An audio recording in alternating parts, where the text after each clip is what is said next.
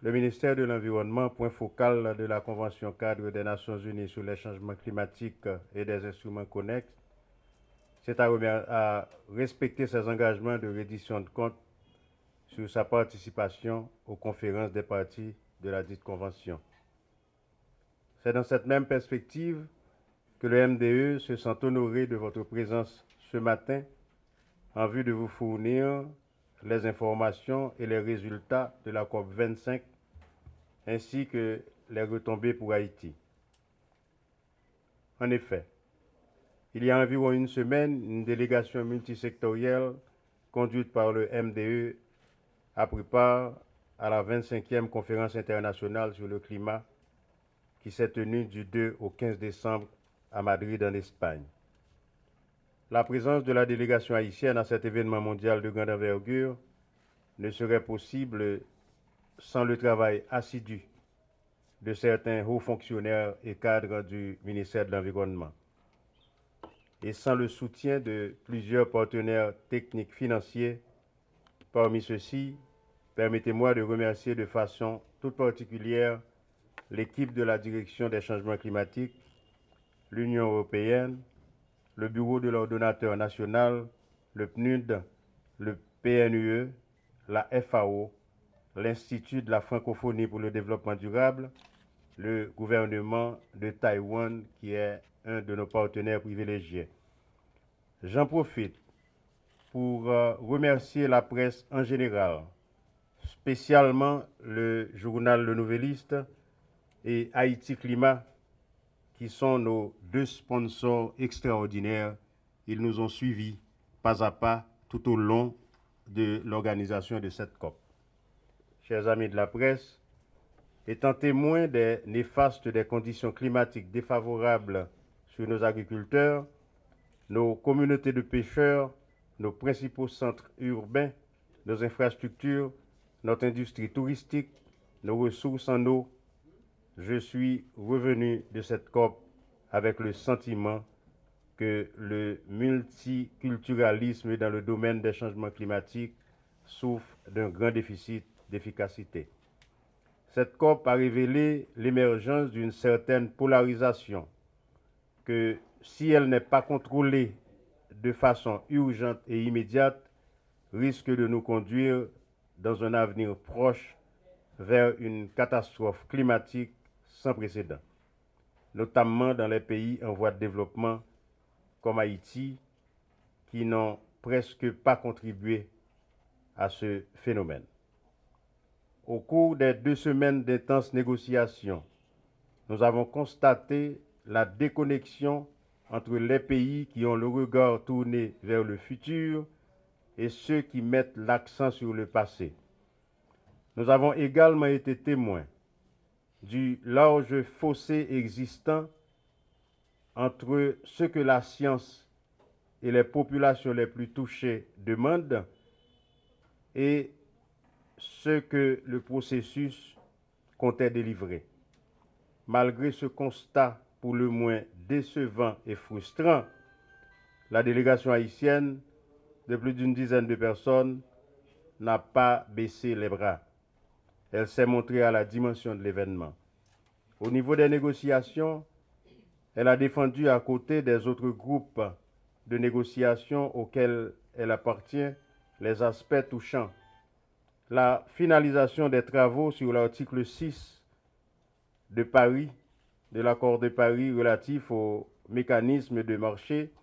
et des approches non marchandes, la création d'un mécanisme de financement pour les pertes et les dommages liés au changement climatique, le renforcement des capacités, le développement et le transfert de technologies et le respect des engagements financiers des pays développés au Green Climate Fund. En marge de ces négociations qui se sont poursuivies plus d'une journée après la date officielle de clôture de la conférence,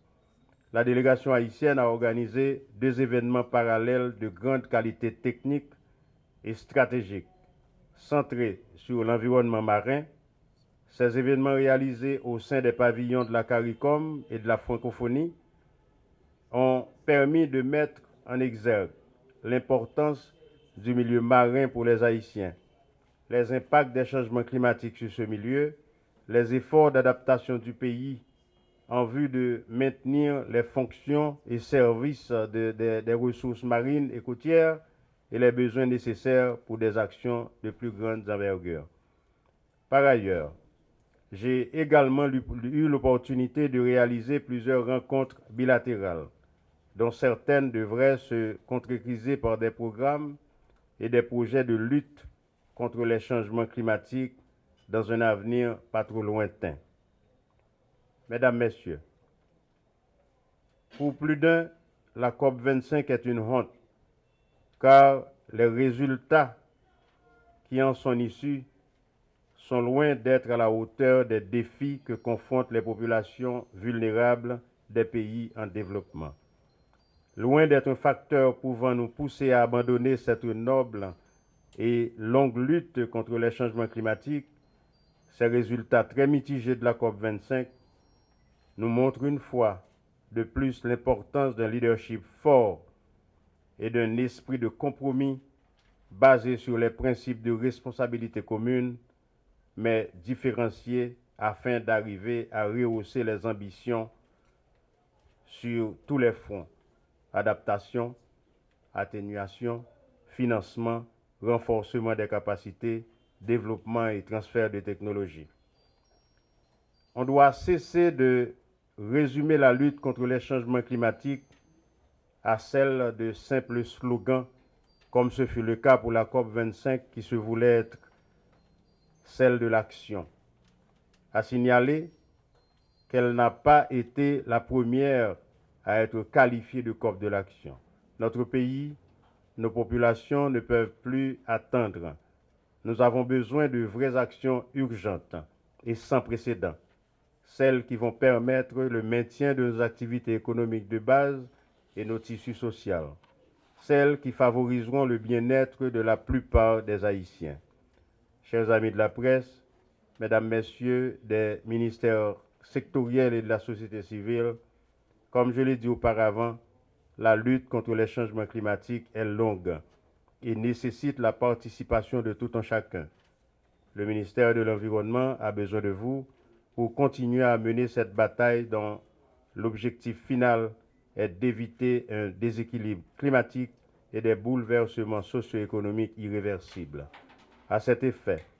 le MDE compte reprendre son bâton de pèlerin en vue de continuer à attirer l'attention des acteurs clés du pays sur les principaux enjeux liés au changement climatique et de mieux préparer le pays pour les prochaines négociations internationales sur le climat. Avant de terminer, je joins ma voix à celle du président de la République, son Excellence M. Jovenel Moïse, et du Premier ministre, son Excellence Jean-Michel Lapin, pour souhaiter un joyeux Noël et une bonne saison de fêtes de fin d'année dans la sérénité, dans la paix et le partage.